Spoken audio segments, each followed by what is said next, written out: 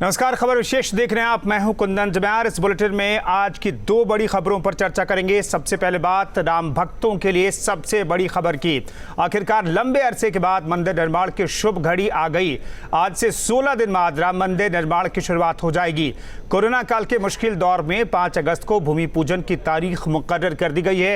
हालांकि कल ही राम मंदिर ट्रस्ट की बैठक के बाद जल्द ही भूमि पूजन की अटकलें तेज हो गई थी, लेकिन आज पीएम ने भी 5 अगस्त को भूमि पूजन के लिए अयोध्या जाने की पुष्टि कर दी है। दरअसल 5 अगस्त और एक और तारीख दी गई थी, पीएमओ को भेजी गई थी, जिसमें कहा गया था कि जिसमें भी सूटेबल हो, तमाम इंतजामात हो सकें, उसमें प्रधानमंत्री आएँ और भूमि पूजन में शामिल हों। अयोध्या में भूमि पूजन के लिए क्या तैयारियां हैं, इस पर हम बुलेटिन में आगे बात करेंगे। वहीं आज की दूसरी बड़ी खबर की अगर हम बात करें तो मौसम से जुड़ी हुई दूसरी बड़ी खबर पर आज हम बात करेंगे।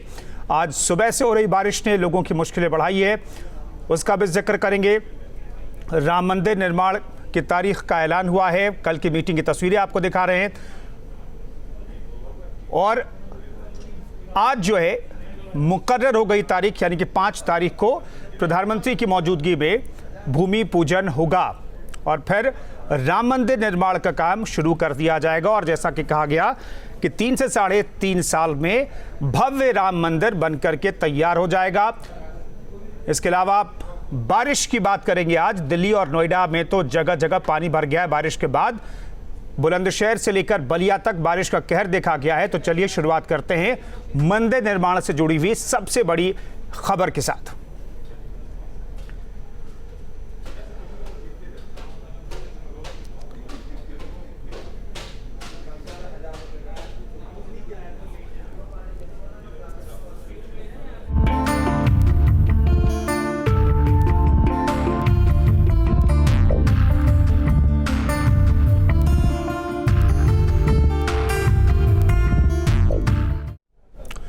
तो राम मंदिर निर्माण को लेकर तारीख मुकर्रर कर दी गई है, तय कर दी गई है। 5 अगस्त को प्रधानमंत्री मोदी भूमि पूजन करेंगे। 3 साल में राम मंदिर का निर्माण पूरा कर लिया जा सकता है। इसके साथ ही राम मंदिर का निर्माण बहुत भव्य तरीके से किया जाएगा।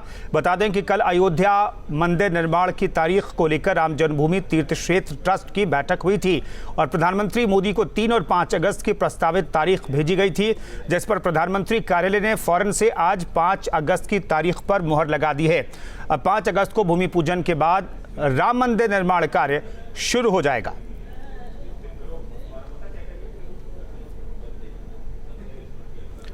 तो 5 तारीख को प्रधानमंत्री की मौजूदगी में भूमि पूजन का काम होगा राम मंदिर का। और इसके बाद ये जो ईंट देख रहे हैं, जो शिलाएं देख रहे हैं, जो वर्षों से तराशे जा रहे थे, उनको इस्तेमाल में लाया जाएगा। लेकिन कल जो बैठक हुई राम मंदिर तीर्थ क्षेत्र ट्रस्ट की, उसमें फैसला लिया गया कि राम मंदिर की ऊंचाई ज़्यादा होगी और गुंबद की संख्या भी बढ़ाई जाएगी, यानी कि और भव्य रूप दिया जाएगा राम मंदिर का।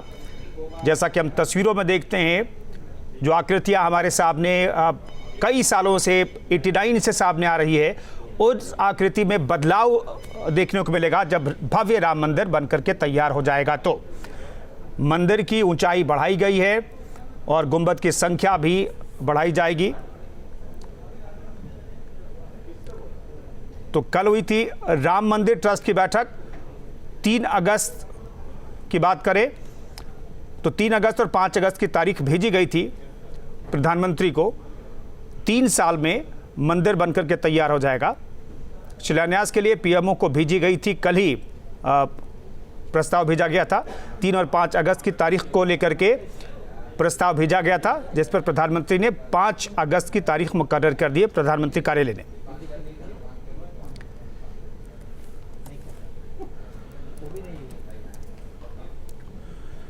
तो 5 अगस्त को राम मंदिर के निर्माण के लिए अयोध्या में भूमि पूजन किया जाएगा। भूमि पूजन के कार्यक्रम में पीएम मोदी भी शामिल होंगे। पीएम मोदी का अयोध्या जाने की खबर से संत समाज काफी खुश है।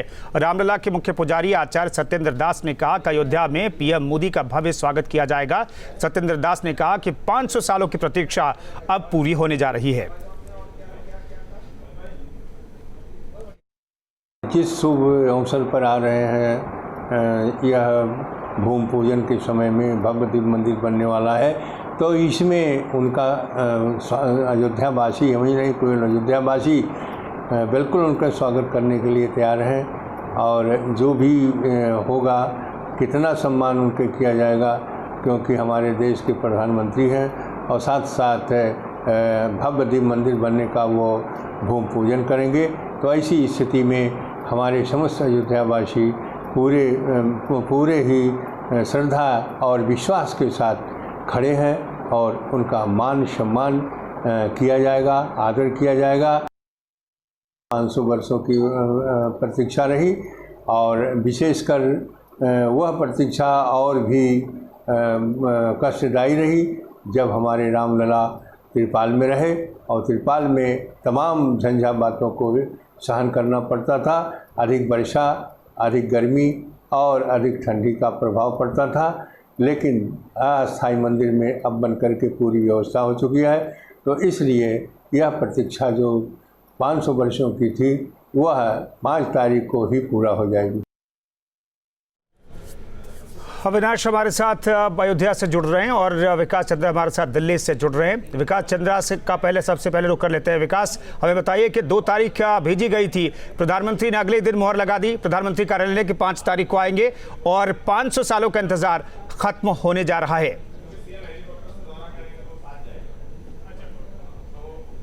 कि 500 सालों का इंतजार अब खत्म होने जा रहा है और जो अटकलें लगाई जा रही थी कि भूमि पूजन कब होगा, मंदिर निर्माण कार्य कब शुरू हो जाएगा, उन अटकलों पर भी विराम लग गया, क्योंकि 5 तारीख की तिथि पर मुहर लगा दी गई है।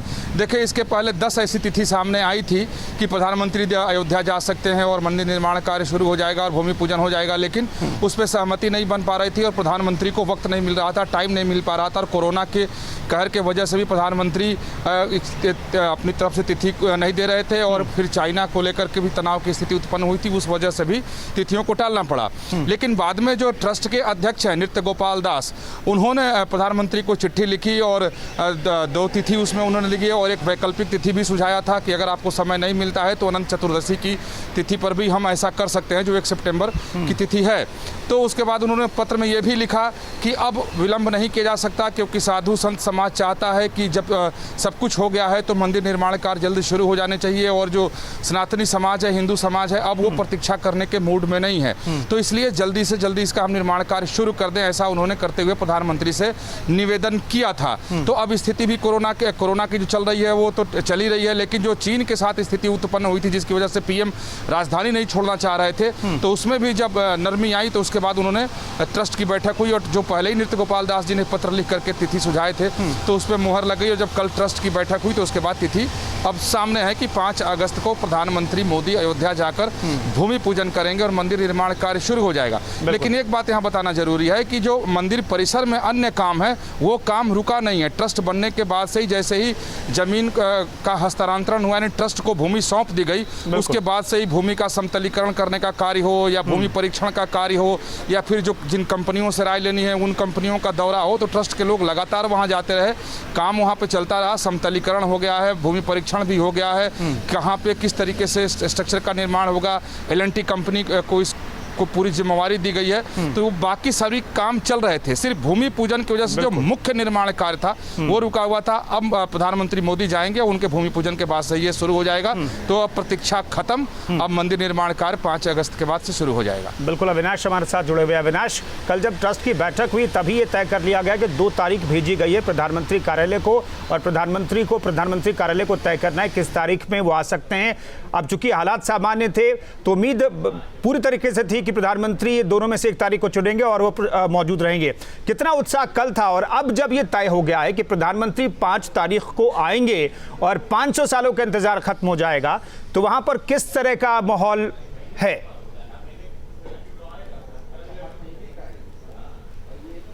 देखिए कुंदन, निश्चित तौर पर एक बड़ा मौका है, क्योंकि देखा जाए तो दुनिया भर के जो करोड़ों राम भक्त हैं इस दिन का इंतजार कर रहे थे कि कब यहाँ पर अयोध्या में मंदिर निर्माण का कार्य शुरू होगा। और चूंकि कल जब बैठक हो रही थी तब बैठक पर सबकी नज़र टिकी हुई थी, क्योंकि जो बैठक बुलाई गई थी मुख्य रूप से इस बैठक को बुलाने का मकसद यही था कि मंदिर निर्माण के कार्य में तेजी लाई जाए। और चूंकि 2 तिथियाँ भेजी गई थी प्रधानमंत्री को, जिस पर एक तिथि पर मुहर लगा दी है, तो निश्चित तौर पर चाहे हम अयोध्या के लोगों की बात करें या फिर यहाँ के साधु संतों की बात करें से तमाम प्रतिक्रियाएं आ रही हैं और संत समाज और इसमें से बहुत से ऐसे लोग हैं कुंदन जिन्होंने एक लंबा संघर्ष किया है मंदिर आंदोलन के लिए, उसमें तमाम संतों का हम जिक्र कर सकते हैं। तो जाहिर सी बात है कि एक खुशी का पल है, खुशी का मौका है और एक बात तय है कि जैसे ही मंदिर की आधारशिला रखी जाएगी कुंदन अयोध्या में, उसके बाद मंदिर का जो निर्माण कार्य है बहुत तेजी से आगे बढ़ेगा। चूंकि ट्रस्ट ने एक समय अवधि भी तय की है कि तकरीबन 32 से लेकर 36 महीने में निर्माण कार्य को पूरा किया जाएगा, यानी कि अधिकतम 3.5 साल का वक्त लगेगा जब मंदिर पूरी तरीके से बनकर अयोध्या में तैयार हो जाएगा। उसके लिए तमाम तरह की योजनाएं बनानी पड़ेंगी। जो निर्माण सामग्री है, चूंकि देखा जाए कुंदन तो अभी जो कार्यशाला है अयोध्या का, उसमें जो पत्थर तराश कर रखे गए हैं, जो जानकारी है वो पत्थर पहली मंजिल तक के हैं, यानी कि अब जो पत्थरों को लाने का सिलसिला होगा राजस्थान से वो भी तेज हो जाएगा। और दूसरी अहम बात यह है कि चूंकि मंदिर के नक्शे में बदलाव किया गया है, पहले 3 गुंबद थे, अब 5 गुंबद होंगे। साथ ही में मंदिर की ऊंचाई अब 128 फीट से बढ़ाकर 161 फीट कर दी गई है, यानी कि जो मंदिर का प्रारूप होगा, जो मंदिर का स्वरूप होगा, पहले के मुकाबले ज्यादा बड़ा होगा। तो जो पहले से प्रस्तावित ढांचा था, चूंकि उसी के अनुमान में जो निर्माण सामग्री थी वो मंगाई जा रही थी, तो अब निर्माण सामग्री को मंगाने की जो प्रक्रिया होगी और भी तेज हो जाएगी।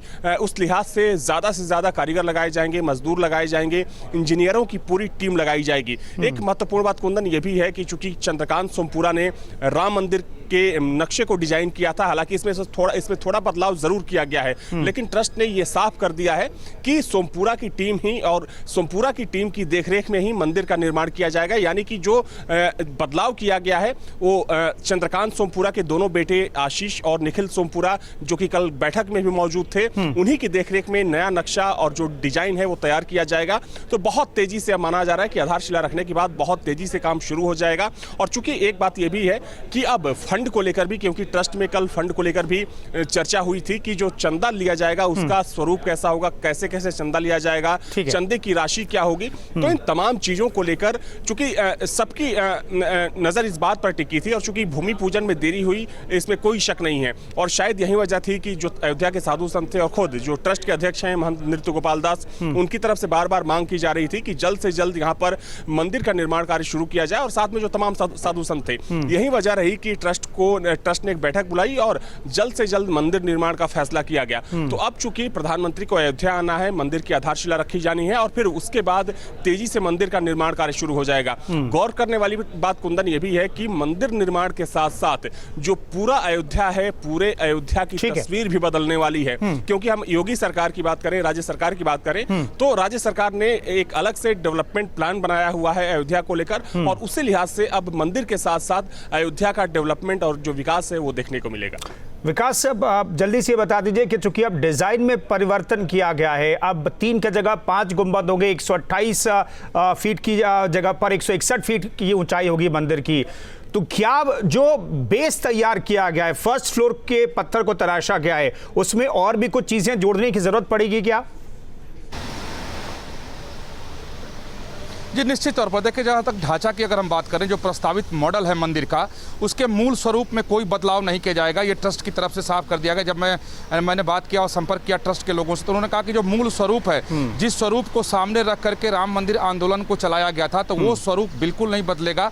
हाँ, जरूर उसको थोड़ा विस्तारित किया जाएगा, उसके कारपेट एरिया को बढ़ाया जाएगा, उसकी लंबाई चौड़ाई को बढ़ा दिया जाएगा, शिखर की ऊंचाई को 161 फीट तक ले जाया जाएगा।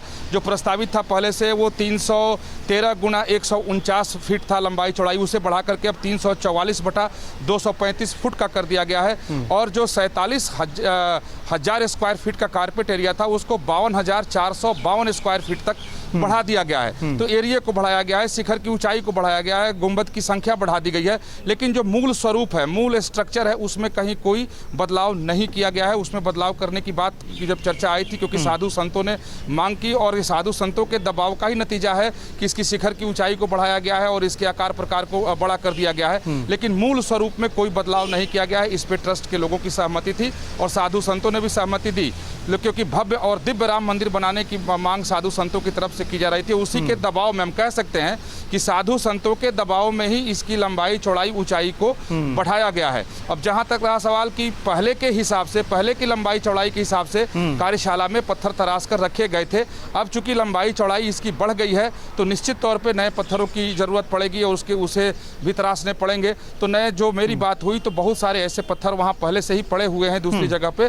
जिसको तराश करके उसके बेस को बनाया जाएगा और प्रथम तल के कार्य को पूर्ण किया जाएगा। और सबसे पहले काम जो मेरी जानकारी है, जो मैंने बात की ट्रस्ट के लोगों से, तो कहा गया कि गर्भगृह के कार्य को शुरू किया जाएगा। यानी गर्भगृह में कहीं कोई बाधा ना आए, पहले गर्भगृह से शुरू होगा और बाद में जो विस्तारित किया गया है उसको मूर्त रूप दिया जाएगा। तो हम कह सकते हैं कि भूमि पूजन के बाद से इसके काम को बहुत तेजी से किया जाएगा ताकि जल्दी से जल्दी राम मंदिर बन जाए और प्रतीक्षा की घड़ी खत्म हो जाए। बिल्कुल, तो करीब करीब 500 साल का इंतजार जो है 5 तारीख को खत्म होता हुआ दिखाई देगा, जब मंदिर निर्माण के लिए भूमि पूजन होगा। बहुत बहुत शुक्रिया विकास चंद्रा हमारे साथ जानकारी देने के लिए, जुड़ने के लिए दिल्ली से, और हमारे साथ अविनाश जुड़े थे अयोध्या से, उनका भी बहुत बहुत शुक्रिया। तो फिलहाल इंतजार खत्म होने जा रहा है। प्रधानमंत्री की मौजूदगी में 5 तारीख को भूमि पूजन का काम किया जाएगा और भव्य दिव्य राम मंदिर अगले 3 से 3.5 साल में भक्तों के सामने होगा। करोड़ों लोगों की आस्थाएं चूंकि राम मंदिर में हैं, तो लोगों की आस्था जो है वो एक स्वरूप ले लेगी राम मंदिर के तौर पर अगले 3 से 3.5 सालों में। और बात मुसीबत वाले मॉनसून की।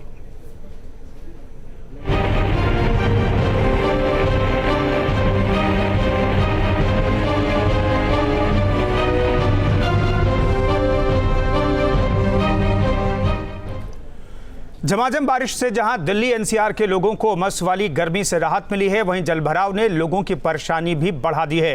5 तस्वीरों के जरिए आपको दिखा रहे हैं कैसे मॉनसून ने लोगों की मुसीबत बढ़ा दी है। दिल्ली में मिंटो रोड पर डीटीसी की बस अंडरपास में फंस गई। बस में फंसे यात्रियों को काफी मशक्कत के बाद निकाला गया। तस्वीरों में आप देख सकते हैं कि नोएडा से लेकर बुलंदशहर तक बारिश के चलते सड़कों पर पानी भर गया। जलभराव के चलते लोगों की मुश्किलें बढ़ गई। जलभराव ने नगर पालिका और नगर निगम की तैयारियों की पोल खोल कर रख दी।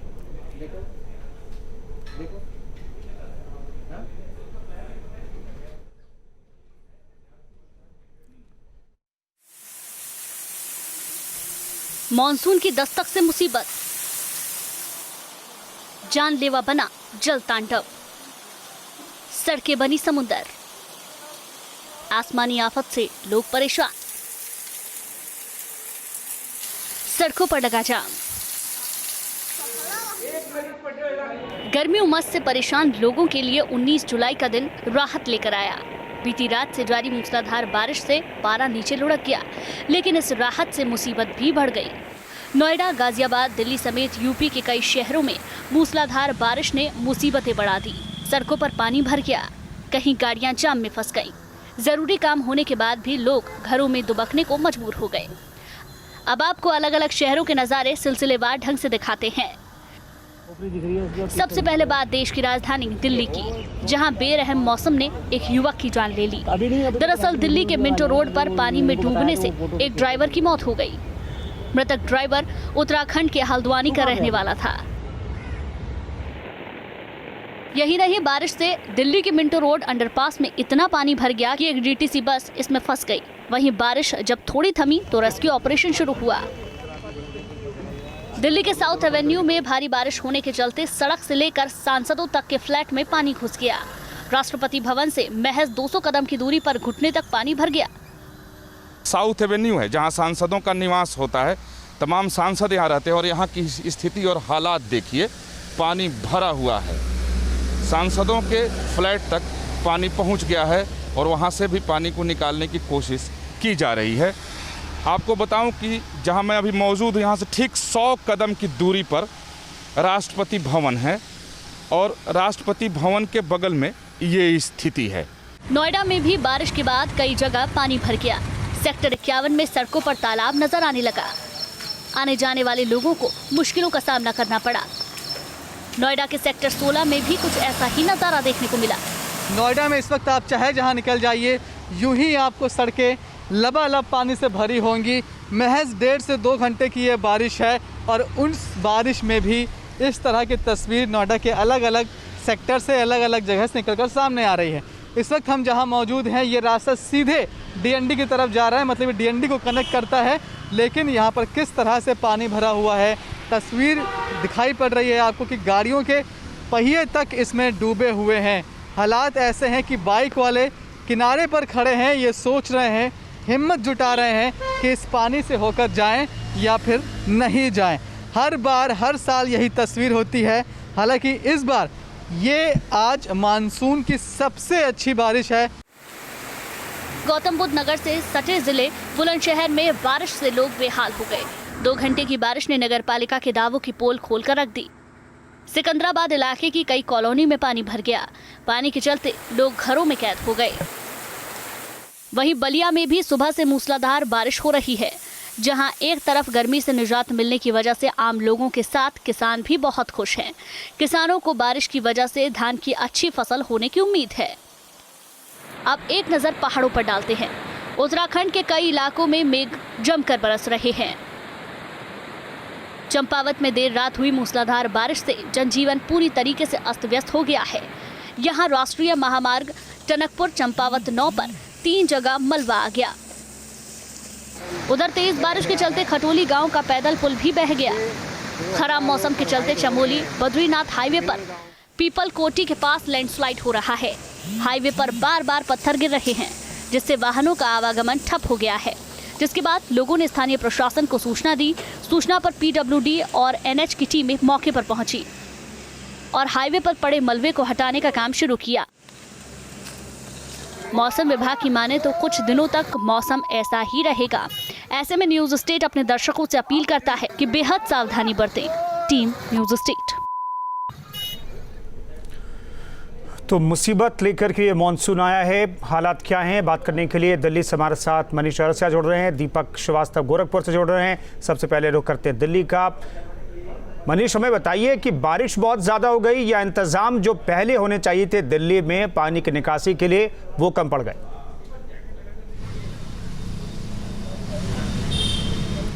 कुंदन, मुझे लगता है कि अगर मानसून के वक्त 1.5 से 2 घंटे बारिश लगातार हो जाए तो इसे बहुत ज़्यादा बारिश नहीं कहेंगे। तो आप सीधे तौर पर ये मानिए कि सिस्टम फेल हुआ है दिल्ली में, और देश की राजधानी है, और देश की राजधानी में अगर कोई व्यक्ति डूब कर मर जाए तो मेरे ख्याल से ये सिस्टम से जुड़े लोगों के लिए डूब कर मर जाए जैसी बात है। तस्वीर आपको दिखाता हूँ, और ये पीछे ये मिंटो रोड का ये अंडरपास है जहाँ पर सुबह पानी भरा था। दोनों ही तरफ से ढाल पड़ती है, इसका जो पानी है वो बीच में इकट्ठा हो जाता है। सुबह 8 बजे के आसपास पानी भरा होने के बावजूद कई गाड़ियाँ उस तरफ से आती हैं, शायद ये सोचते हैं कि हम यहाँ से निकल जाएंगे, और वो वहाँ से आगे बढ़ते हैं, लेकिन गाड़ियाँ वहाँ फंस जाती हैं। एक डीटीसी की बस थी, एक ऑटो था और एक छोटी गाड़ी थी मैजिक, जिसमें वो मृतक कुंदन सवार थे। उनकी भी गाड़ी यहाँ पर फंसती है। तमाम जद्दोजहद वो करते हैं लेकिन निकल नहीं पाते हैं। और कितना ज़्यादा पानी था इसको इस तरह से समझिए कि जब डीटीसी की बस वहाँ पर फंसती है तो रेस्क्यू के लिए बुलाया जाता है फायर डिपार्टमेंट की टीम को। फायर डिपार्टमेंट की टीम यहाँ पर आती है और बस के कंडक्टर और ड्राइवर का रेस्क्यू भी करती है, लेकिन उस वक्त पानी इतना ज़्यादा था कि ये गाड़ी और वो मृतक उनको दिखाई ही नहीं पड़ते हैं। रेस्क्यू टीम के जाने के बाद यहाँ पर एक डेड बॉडी तैरती हुई दिखाई पड़ती है, तब पता चलता है कि यहाँ पर किसी के डूबने से मौत भी हुई है। तमाम सारे सवाल हैं। नॉर्थ दिल्ली म्यूनसिपल कॉर्पोरेशन का इलाका ये लगता है, मेयर उसके यहाँ पर आए थे और उन्होंने सीधे तौर पर यह कह दिया जो जिम्मेदारी है वो दिल्ली सरकार की है, पीडब्ल्यूडी की है, जो कि उनके अंडर नहीं आती, इसलिए जो जिम्मेदारी बनती है वो जो जवाबदेही बनती है वो दिल्ली सरकार की बनती है। और वो सिर्फ यहाँ पर ये देखने आए कि आगे इस तरह के हादसे ना हो, क्या करना चाहिए। दिल्ली सरकार की अपनी अलग अपीलें हैं, अपनी अलग बातें हैं, लेकिन कुल मिलाकर बात यही है कि अब आरोप प्रत्यारोप का दौर चल चुका है, जो कि हर हादसे के बाद होता है। लेकिन बड़ा सवाल यही कि राजधानी में अगर कोई डूब कर मर रहा है तो आखिर इसके लिए जिम्मेदार कौन होगा। मुआवजा अभी तक अनाउंस नहीं किया गया है। एक गरीब थे, वो किसी और की गाड़ी यहाँ पर चला रहे थे, उत्तराखंड के रहने वाले थे, और कहा यह जा रहा है कि अगले महीने उनकी एक बेटी की शादी भी थी। घर में उनकी 2 बेटियां हैं। पहली बेटी की शादी थी जो कि जाहिर तौर पर रुकेगी, लेकिन कैसे उनकी मदद होगी इस बारे में भी अभी तक कोई भी बात सामने नहीं आई है। बिल्कुल, तो परिवार पर दुखों का पहाड़ टूट पड़ा है, लेकिन दिल्ली में म्युनिसिपल कॉरपोरेशन और सरकार के बीच आरोप प्रत्यारोप का खेल भी शुरू हो गया है, लेकिन सिस्टम की पूरी तरीके से नाकामी है। सिस्टम उस पानी में डूब गया है और मर गया है, कहें तो ज़्यादा बेहतर होगा। हमारे साथ दीपक जुड़े हुए हैं गोरखपुर से। दीपक, वहाँ के क्या हालात?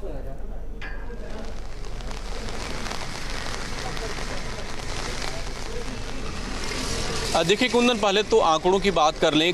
जुलाई महीने में जो औसत बारिश का आंकड़ा होता है वो 384.5 मिलीमीटर का होता है हर साल, लेकिन 19 तारीख आज है और इन 19 दिनों में गोरखपुर में 450 ml की बारिश हो चुकी है। और आने वाले दिनों में और ख़ासतौर पे आने वाले 24 घंटों में मौसम विभाग ने भारी बारिश की चेतावनी दी है। ऐसे में ये माना जा रहा है कि इस बार आंकड़ा लगभग 700 मिलीमीटर से ऊपर जाएगा और इसकी वजह से जो नेपाल से निकलने वाली नदियां हैं, जो खासतौर पे पूरे पूर्वांचल को प्रभावित करती हैं, बाढ़ की संभावना काफ़ी बन रही है। वर्तमान में जितनी नदियां हैं गोरखपुर की, अगर बात करें राप्ती नदी की बात करें, रोहिणी नदी की बात करें, महाव नाले की बात करें, ये तमाम जो नदियां और नाले हैं ये पूरी तरह से उफनाए हुए हैं। जो खतरे का निशान है उससे काफ़ी ऊपर बह रहे हैं। गांव के किनारों तक पानी पहुंच गया है और इसी तरह से अगर आने वाले 2 से 3 दिनों तक बारिश होती रहे कुंदन, तो निश्चित रूप से एक बार फिर जल प्रलय से लोग जूझेंगे। और क्योंकि इस बार जो तैयारी होनी चाहिए थी जुलाई से पहले, खासतौर पर अप्रैल महीने में और मई महीने में, वो इस बार नहीं हुई। कोरोना संकट की वजह से अधिकारी भी काम नहीं कर पाए, बंधों की मरम्मत नहीं हुई है और यही कारण है कि तमाम जो रेड होल्स हैं, तमाम जो बंधे रेनकट्स की वजह से कटे हुए हैं, वो बड़ी तबाही ला सकते हैं। और यही कारण है कि जिला प्रशासन भी काफ़ी चिंतित है और आम लोग भी परेशान है। 2017 में गोरखपुर के शहरी इलाकों में तमाम जगहों पे पानी आ गया था बाढ़ का, और ये स्थिति तब थी जब वहाँ पे उस साल पूरी तैयारी की गई थी, लेकिन इस साल तैयारी भी कुछ नहीं है और भारी बारिश की चेतावनी भी दी गई है। अभी जो बरसात हो रही है, आंकड़ों से लेकर के तस्वीरें तस्दीक कर रही हैं कि बहुत ज्यादा बारिश हुई है और बारिश की वजह से कई इलाकों में बाढ़ जैसे हालात पैदा हो गए हैं। और हालात तो समझिए कि दिल्ली में एक ड्राइवर की डूबने से मौत हो गई। शुक्रिया आप इस खबर पर जानकारी देने के लिए। हमारे साथ जुड़े थे मनीष दिल्ली से और गोरखपुर से हमारे साथ जुड़े थे दीपक। इस खास पेशकश में फिलहाल इतना ही।